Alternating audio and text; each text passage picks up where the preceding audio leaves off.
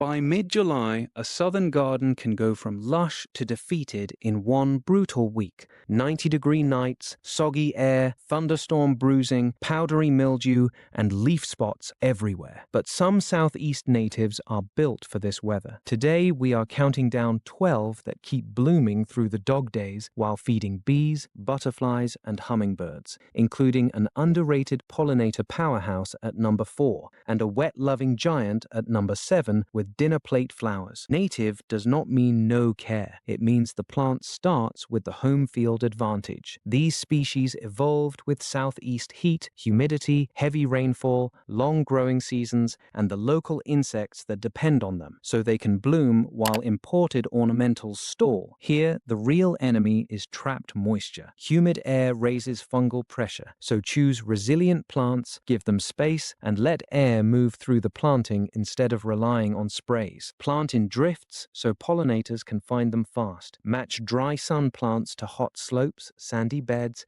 and pavement edges, and save wet-loving natives for low spots. Skip pesticides and leave seed heads or hollow stems for wildlife when you can. This list builds a summer to fall bloom chain, from sun-baked workhorses to dramatic wet site finishes. Start the sunny border with purple coneflower, Echinacea purpurea. It usually stands 2 to 4 feet tall, takes full sun to part shade, and settles into average to dry soil without fuss. The purple, daisy-like blooms are a southern staple, opening through summer heat while many softer flowers fade. Bees and butterflies work the cones for nectar and pollen. Then in fall, goldfinches pick through the seed heads if you leave them standing. Think of it as the easy first layer before the tougher golden bloomers arrive. Coreopsis is the golden follow-up for hot, open beds. Coreopsis lanceolata and Coreopsis verticillata usually stay 1 to 3 feet tall, prefer full sun, and handle dry to average soil once established.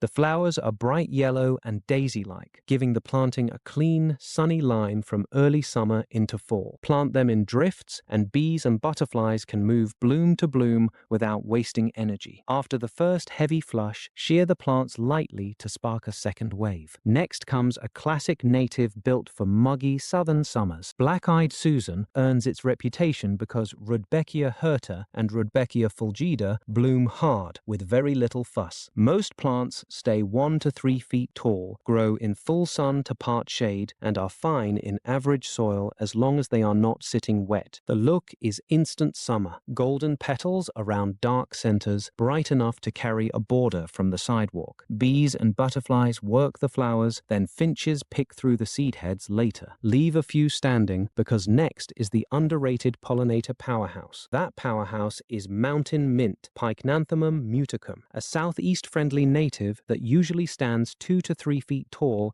in full sun to part shade and average soil. From a few steps back, the bloom can look like a soft silver haze because the show comes from pale bracts around tiny flowers. Step closer and it is busy. Native bees, small wasps, butterflies, and beneficial insects crowd the clusters for weeks in summer heat. The foliage is aromatic, deer-resistant, and tough in humidity, but it spreads by runners. Give mountain mint a loose corner, a pollinator bed, or an edged space where it can expand without bullying smaller neighbors. After that loose, spreading mint, Stokes' aster, Stokesia laevis, brings the front edge back into order. It stays about 1 to 2 feet tall, wants full sun, and does best in average, well-drained soil. The flowers are the surprise. 3 to 4 inches wide, lavender blue, and cool-toned when summer beds are often packed with yellows and oranges. Butterflies and bees still work the blooms in the hotter part of the season. Its tidy, evergreen rosette also sets up the next plant, milkweed. The host monarchs cannot skip. That milkweed is butterfly weed, Asclepias tuberosa, a 1 to 3 foot native for full sun and dry, well-drained soil. Its vivid orange flower clusters act like a nectar bar, drawing bees and butterflies while the leaves feed monarch caterpillars. This is the milkweed to reach for in hot, lean southeast beds instead of making tropical tropical milkweed your default. The thick taproot is what makes it so drought and heat tough, but it also means two things. Plant it young and never park it in soggy ground. For wet feet, the next native is built differently. Meet rose mallow, Hibiscus mosquiosus, the native hibiscus that actually wants the low, damp corner of the yard. Give it full sun and moist to wet soil, and it can rise 3 to 6 feet with bold green foliage. By midsummer, it opens enormous dinner plate blooms in white, pink, or deep rose, often with a dark red eye. Those flowers become a showstopper for bees, butterflies, and the specialist hibiscus bee, which is built around plants in this group. If humidity makes everything else look tired, rose mallow keeps going. It loves heat, sticky air, and wet feet, turning rain garden edges, pond margins, and soggy swales into a summer focal point. After the broad hibiscus flowers, blazing star brings a different shape. Liatris spicata grows about 2 to 4 feet tall in full sun and average soil, sending up narrow wands packed with purple blooms. Those flower spikes open from the top down, so the display holds for weeks instead of flashing all at once. Butterflies work the stems, including monarchs, and bees crowd the blossoms on hot afternoons. Leave the seed heads standing, and finches may pick them over later. Plant several together for a stronger vertical accent. Next, a fragrant shrub handles damp ground and part shade. Summersweet, Clethra alnifolia, is the shrub to tuck where the hose drains or rainwater lingers. It usually reaches 3 to 6 feet tall, grows in part shade to sun, and is happiest in moist to wet soil. In mid to late summer, upright bottlebrush flowers open white to soft pink,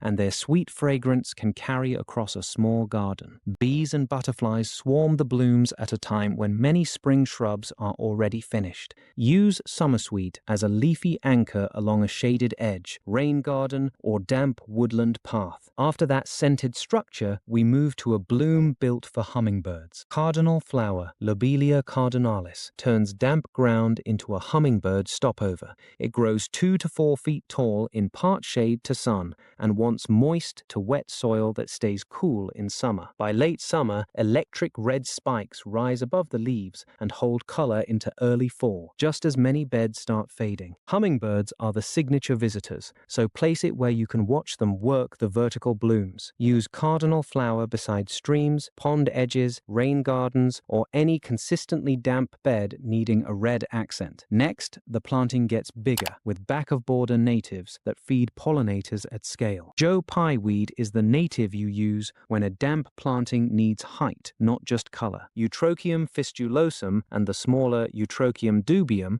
grow about 4 to 7 feet tall in full sun to part shade, with moist soil keeping the stems strong through humid weather. In late summer, huge mauve-pink flower domes rise over the back of the border, creating a broad landing pad for butterflies, native bees, and other nectar seekers when fresh bloom is in short supply. Give it heat, moisture, and real elbow room, especially in rain gardens or low borders. After this pollinator banquet, we move into a golden fall finale. That golden fall finale is swamp sunflower, Helianthus angustifolius, a southeast native that can stand 5 to 7 feet tall in full sun. Give it moist soil when you can, especially near a rain garden edge, though it will handle average garden conditions once settled. By late summer and into fall, the stems break open with masses of bright golden daisies, a real grand finale when many summer perennials are tired. Bees and butterflies work the fresh flowers, then seed-eating birds move in after the petals drop. Pinch the stems in early summer if you want a shorter, bushier plant